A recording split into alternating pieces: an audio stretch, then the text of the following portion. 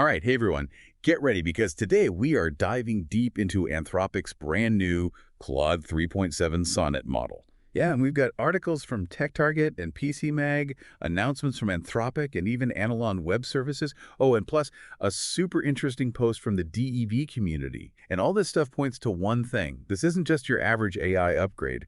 This is something completely different and maybe even better than anything we've seen before. So what's really fascinating about Claude 3.7 Sonnet is it's a fundamental shift in how AI models work. Anthropic calls it a hybrid reasoning model. Basically, it's designed to bridge the gap between standard LLMs, which are really fast and efficient, and reasoning models, which are super deep and analytical. Okay, so what does that actually mean? Like, what does it mean to be a hybrid reasoning model? What's so special about that? Well, think about it this way.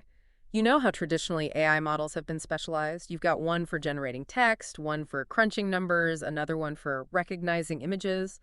But Claude 3.7 Sonnet wants to be like a universal tool, a single model that can handle a wide range of tasks without needing to switch hats. So it's like instead of having a separate AI for writing code and another one for like explaining physics problems, Claude 3.7 Sonnet can do both. That sounds incredibly powerful, but also really complex. How does it even work? That's where the hybrid part comes in. So it combines the strengths of two different approaches. Standard LLMs, which are great at things like text summarization and language generation, and then also reasoning models, which excel at problem solving and logical deduction. And by integrating both of these into a single model, Anthropic has created something really unique. Wait, so doesn't that mean that they're trying to mimic the way the human brain works? Like we don't have separate brains for different tasks, right? We use the same brain to write a poem or solve a math equation or even debug a piece of code. Is that what Anthropic is trying to achieve here? Yeah, you could say that. I mean, Claude 3.7 Sonnet is definitely taking inspiration from the human brain's ability to switch between different modes of thinking. It's a bold move for sure, and it has the potential to unlock a whole new level of AI capability. This is what gets me excited. We're not just talking about small improvements here. We're talking about a potential paradigm shift in AI development. Right. Like if Claude 3.7 Sonnet can really bridge the gap between language processing and reasoning, oh man, that could open up so many possibilities. Exactly. And one of the most exciting parts of this new model is its ability to think on different timescales. Anthropic describes it as having two distinct modes, a standard mode for quick responses, and then there's an extended thinking mode for when you need the model to really, dig deep and analyze a complex problem. So it's like having two different gears in your brain. One for quick thinking and another for when you need to really put your mind something, like when you're trying to solve a tricky puzzle or write a really hard piece of code. Exactly. And the coolest part is that developers who are using the API can actually set a budget for thinking tokens, and that way they can control how much time and computational power the model actually dedicates to a particular task. It's about balancing speed, cost, and how deep of an analysis is required. Wow, that's fine-grained control. But okay, let's talk about the part that has everyone really buzzing, which is Claude Code. I mean, we've already seen AI dipping its toes into coding, but Claude Code seems to be taking it to a whole new level. Yeah, it really is. So we're talking about an AI that can do more than just generate small pieces of code. Claude Code can search, read, and understand existing code. It can edit files, write and run tests, and even push code to GitHub. Basically, it's like a developer's sidekick, automating a lot of the tedious and time-consuming tasks that coders face every day. Hold on, so it's not just generating code, it's actually interacting with the whole development environment. That's a huge leap forward in terms of what we call agentic functionality. But what does that even mean for the future of software development? Is this the beginning of the end for human coders? Or is it more of a collaborative partnership? What do you think? Yeah, that's the question everyone's asking. And honestly, it's too early to say for sure. But what we can say is that Claude Code has the potential to change the way software is developed. Just imagine a world where AI handles all the grunt work, and that allows human developers to focus on higher-level tasks like design and problem solving. Okay, yeah, I admit that sounds pretty tempting. But before we get too carried away with dreams of this AI coding utopia, let's talk about safety and reliability. I mean, we're talking about giving AI a lot of power here. How can we be sure that it's not going to, go rogue and start writing buggy code or even malicious code? That's a great question. And Anthropic seems to be taking this very seriously.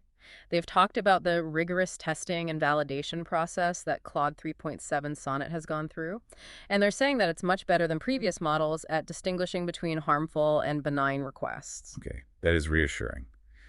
But how do we even define harmful and benign when it comes to code? I mean, it's not always a clear-cut distinction. Yeah, that's true. And this is where the human element is still super important. Yeah. We need to remember that AI is a tool, and like any tool, it can be used for good or for bad. So it's up to us, as developers and as a society, to ensure that AI is used responsibly and ethically. We need to have clear guidelines, implement strong safety measures, and foster a culture of responsible AI development. Okay, so you've given us a lot to think about here. We've talked about Claude 3.7 Sonnet's architecture, its ability to think fast and slow, the potential of Claude Code, and the need to think about ethics. I don't know about you, but I'm feeling a little overwhelmed.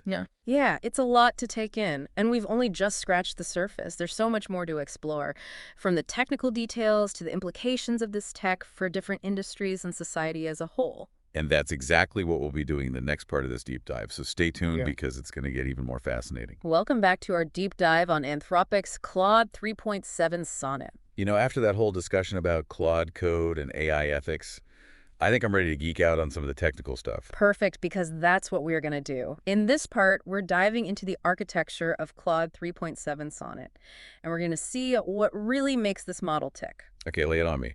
What's under the hood of this AI beast? Well, the first thing to know is that Claude 3.7 Sonnet isn't just one big neural network. It's actually a really complex system made up of multiple modules all interconnected. And each of these modules is specialized for a specific task. Oh, so it's like having a team of AI specialists all working together. One for language processing, one for reasoning, one for coding, and so on. Exactly. This modular design is what makes Claude 3.7 Sonnet so versatile. It can switch between tasks super smoothly, using the right module for the job. That makes a lot of sense. Yeah. But I'm curious, how do these modules even communicate with each other? Is there some kind of central control unit that's running the whole show? That's a great question, and the answer is no, there isn't a single control unit. All the modules actually communicate with each other through a system called message passing, kind of like a network of computers, each with its own job, sharing information and working together. Okay, so we've got all these specialized modules working together. But what's the underlying tech that's powering this whole system? I mean, isn't it all just ones and zeros at the end of the day? True, but those ones and zeros are organized in a really specific way. At the heart of Claude 3.7 Sonnet, there's a super powerful neural network. You've probably heard of neural networks before, but this one is special. It's been trained on a massive amount of data, text, and code, so it can learn these intricate patterns and relationships that humans could never even grasp. We're talking like a neural network on steroids, right? But training something this complex must be a huge undertaking. How does Anthropic even do it? It's pretty fascinating. Imagine feeding this neural network a huge library of information, like books, articles, code repositories, even scientific papers. Then the network analyzes all this data, looking for patterns and relationships. And through a process called backpropagation, it basically adjusts the connections between its artificial neurons, fine-tuning its ability to do all these different tasks. So it's kind of like teaching a child by showing them a bunch of examples and helping them learn from their mistakes. Yeah, that's a good analogy. But instead of giving a child a gold star or a timeout, we're adjusting the math behind the neural network. All right, I'm with you so far. Yeah. But let's talk about some of the things that make Claude 3.7 Sonnet really stand out. You said earlier that it's a hybrid reasoning model. What exactly does that mean? That's a really important point.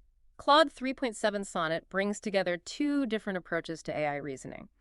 We've got symbolic reasoning, which is based on logic and rules. It's like a computer program following instructions. And then there's deep learning, which uses pattern recognition and statistics, more like the way our brains learn from experience. So it's like having two thinking styles, one that's logical and rule-based, and the other that's intuitive and based on experience. Exactly. By combining these two approaches, Anthropic has built a model that's both logically sound and really adaptable. It can follow rules when it needs to, but it can also learn from new data and adjust its approach as it goes. I see. And that's what lets Claude 3.7 Sonnet perform so well on all these different tasks, right? You can write code, solve math problems, understand language, like a jack of all trades. Precisely. And it's also what makes Claude 3.7 Sonnet really good at explaining its reasoning, because it can trace its thinking back to the logical rules and the patterns that it's learned. It offers a level of transparency that a lot of other AI models don't have. That's huge. Yeah. Especially when you're using AI in important fields like healthcare or finance. You need to know why the AI is making the choices it does. Absolutely. And then you've also got the whole idea of extended thinking, which we talked about a bit in the first part. This is another big innovation with Claude 3.7 Sonnet. Yeah, remind me, how does extended thinking work again? Is it just like giving the AI more time to think? You could put it that way. In standard mode, Claude 3.7 Sonnet works like most AI models, responding quickly. But in extended thinking mode, it takes a more step-by-step approach. It really thinks things through, considers different perspectives, and explores multiple solutions. So instead of just giving the first answer that pops into its head, it's actually taking the time to reason through the problem. Exactly. And this is incredibly useful for tasks that require deep thought or complex problem solving. It lets developers see how the model is arriving at its conclusions, catch any potential biases, and even learn from the model's thought process. I'm starting to understand why Anthropic is so excited about this model. It's not just about performance. It's about creating an AI that's more transparent, more understandable, and more trustworthy. That's it. And all of this comes together because of the modular architecture, the powerful neural network, the hybrid reasoning, and the extended thinking mode. It's a testament to Anthropic's vision for what AI can be. Well, I'm sold. Yeah. But let's not get too bogged down on the technical stuff. What really matters is how all of this is actually used out there in the real world. You got it. And that's what we're going to be talking about in the final part of our deep dive.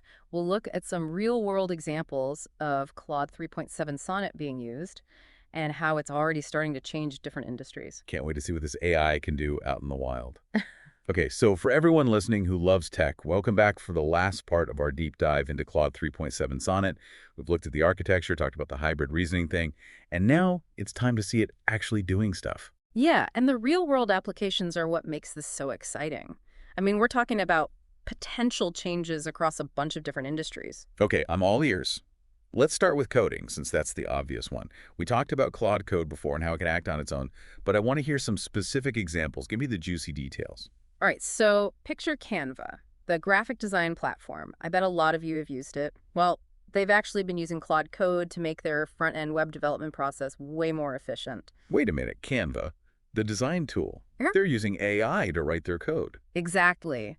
And it's not just them. Tons of tech companies are starting to test out Claude Code, and the early results are really promising. They're seeing better code, and their developers are getting more done. So it's not about replacing human developers. It's more like giving them this AI assistant to help with all the tedious coding tasks. Exactly. It frees up developers to focus on the creative stuff, the things that really need a human touch. Okay, that makes sense.